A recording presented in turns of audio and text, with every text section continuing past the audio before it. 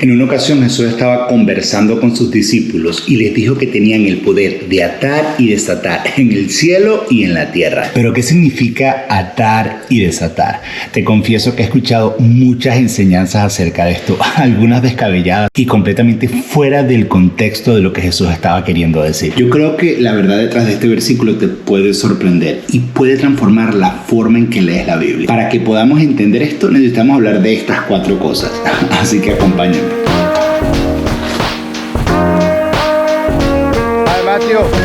Los rabinos en la antigüedad entendían que la Biblia era un libro abierto para interpretación. El papel de ellos en la comunidad incluía estudiar, orar, conversar, meditar para poder tomar conclusiones y decisiones acerca de interpretaciones fundamentales acerca de la Torá, acerca de la Biblia. Sus interpretaciones se basaban en 2 categorías: cosas que se prohibían y cosas que se permitían. Por ejemplo, el día de descanso no se trabaja. ¿Qué significa trabajo y qué no significa trabajo? ¿Qué es permitido hacer ese día y qué se prohíbe ese día? De esa manera es que ellos hacían la interpretación. Cada rabino tenía su interpretación, su lista de reglas de cómo se debía interpretar y vivir la Torá. A esta lista de reglas, a esta lista de prohibiciones y cosas que se permiten, a esta interpretación se le llamaba el yugo. Cuando seguías a algún rabino en particular porque creías que su interpretación de la Torá era la que más se acercaba a la intención original de Dios, en ese momento tú decías que tomabas el yugo de ese rabino. Hay un rabino que en una ocasión dijo: mi yugo es fácil y mi carga es ligera. El propósito del yugo no era simplemente interpretación, sino era cómo llevabas la palabra de Dios a una acción, cómo podías vivir la palabra de Dios. Estos rabinos tenían extensas conversaciones con sus discípulos acerca de diferentes interpretaciones de la Torá, de los primeros 5 libros que escribió Moisés. En estas conversaciones, cuando uno de los discípulos malinterpretaba la Biblia, la Torá o la ley, el rabino le decía que está aboliendo la ley. Por otro lado, si el discípulo, el estudiante, hacía una interpretación correcta de la Biblia, el maestro, el rabino, le decía: has cumplido la ley. En Mateo 5:17 Jesús dijo: no se confundan, yo no he venido para abolir la ley, sino he venido a cumplirla. Básicamente lo que nos está diciendo es que Él ha venido a darle una interpretación correcta a la palabra de Dios.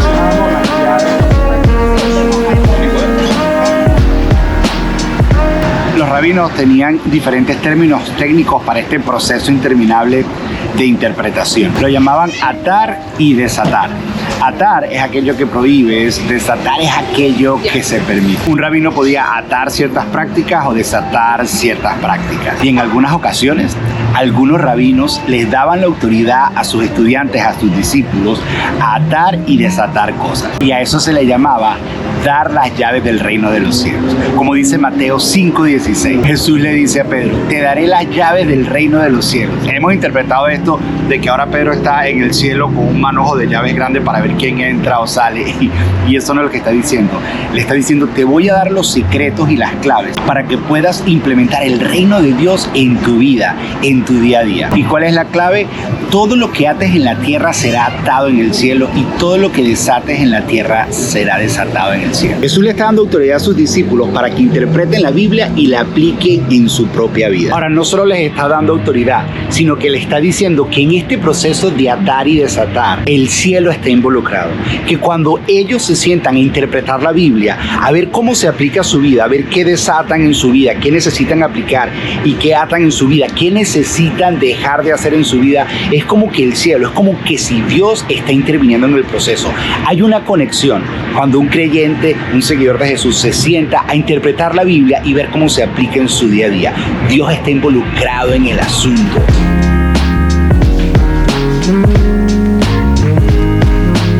La Biblia es un libro de comunidad. Su origen fue en una comunidad y fue escrito para una comunidad. Antes de la invención de la imprenta, era muy raro tener una Biblia personal. En la época de Jesús, toda una aldea, todo un pueblo compartían una sola copia de la Biblia. Se reunían los días sábados y en voz alta se leía la Biblia para que todos escucharan. Y empezaban conversaciones, discusiones acerca de cómo interpretar ese pasaje, cómo atar y desatar lo que acababan de leer. Y entonces entonces llegaban a las conclusiones de cómo se aplicaba eso en sus vidas dentro de la comunidad. Es por eso que la mayoría de pronombres en la Biblia son plurales, porque van dirigidas a un grupo de personas, a una comunidad. Esto es muy diferente a lo que nosotros hacemos hoy en día, porque hoy nosotros pensamos que leer la Biblia es yo solo en un lugar encerrado, agarro y veo qué es lo que Dios me quiere decir. Y creo que eso es necesario y creo que eso es importante, sin descartar la otra manera de hacerlo. En la época de Jesús, aprender en medio de la discusión del texto, de la conversación que se generaba,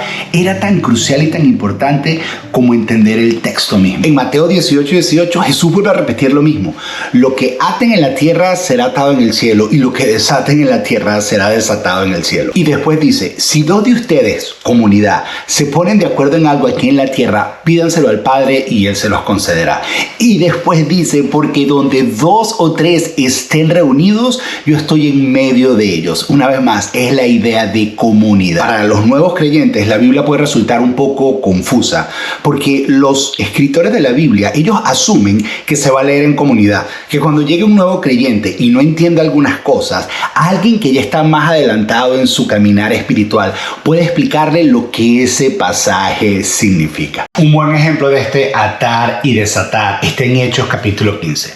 Los primeros cristianos eran todos judíos, pero el mensaje de Jesús empezó a extenderse a lo que la Biblia llama gentiles, personas no judías. Pero esto causaba un problema, porque ellos empezaron a hacerse preguntas, ok, Jesús era judío, es nuestro Salvador, y ahora vienen estas personas no judías a seguir a Jesús. Y entonces empezaron a preguntar, ¿qué tan judío tienes que ser para verdaderamente seguir a Jesús? Y algunos incluso creían que tenías que hacerte primero judío antes de hacerte cristiano. Esto implicaba comer ciertas comidas y dejar de comer otras comidas. Para los hombres, cierta cirugía que no es muy placentera sin anestesia. Y esto empezó a causar muchos conflictos. Y lo que hicieron fue que se reunieron para interpretar, para atar y desatar. Hicieron un concilio. En hebreo es yeshiva. Y después de escuchar todas las partes, decidieron interpretar, decidieron atar y desatar. Y juntos, mientras conversaban, llegaron a la conclusión de qué realmente es lo que significa seguir a Jesús. Hay algunas cosas que puedes hacer, hay algunas cosas que no puedes hacer. Este atar y desatar, esta interpretación, requiere un delicado equilibrio entre convicción y humildad. En Hechos 15, la historia que te acabo de contar, cuando los primeros cristianos llegaron a la conclusión de qué era lo que se tenía que hacer, ellos dijeron lo siguiente: nos ha parecido a nosotros y al Espíritu Santo que esto es lo que se debe hacer. A pesar de la naturaleza monumental de la decisión, porque esto iba a afectar a todos los cristianos, ellos afirman no tener la certeza absoluta de Dios en la decisión que acaban de tomar. Por eso dice, nos ha parecido, dejando como un espacio a que más adelante puede que esto cambie. Ellos no afirman tener la certeza absoluta de Dios, sino que reconocen que están siendo guiados por el Espíritu Santo en este asunto, y de esa manera lo dejan más flexible. Este lenguaje de Hechos 15 me parece hermoso, porque asumen la responsabilidad, perciben la guía de Dios, pero permanecen humildes, dejando espacio para una posible imperfección. Cuando dicen nos ha parecido, básicamente están diciendo que la decisión no significa que sea perfecta, que está abierta para continuar conversando, manteniendo así un balance saludable entre la acción de ellos, la interpretación y lo que Dios está haciendo. Estos primeros cristianos abrazan un sentido de movimiento, lo que implica un viaje en el que están descubriendo y tomando decisiones, con la comprensión de que hay más por delante, pero que Dios los acompaña en cada paso de este viaje. Jesús espera que sus seguidores participen del interminable proceso de interpretar qué significa vivir una vida en línea con la palabra de Dios. Que lean la Biblia, que aten y desaten, que lo hagan en comunidad, con convicción y con humildad. Me encantaría saber qué opinas tú de esto. Si lo habías visto de esta manera, si esta interpretación te sorprende, déjalo aquí en los comentarios. Yo hago videos como esto para atar y desatar la Biblia, para interpretarla y ver cómo se aplica a nuestra vida. Así que si te gustó este contenido, suscríbete a este canal, dale like, comparte este video, haz todo lo que tengas que hacer. Mi nombre es Josué Valero y mi oración es que puedas leer la Biblia y puedas interpretarla, puedas atar y desatar y caminar en línea con todo lo que Dios tiene para ti. Bendiciones. Chao, chao.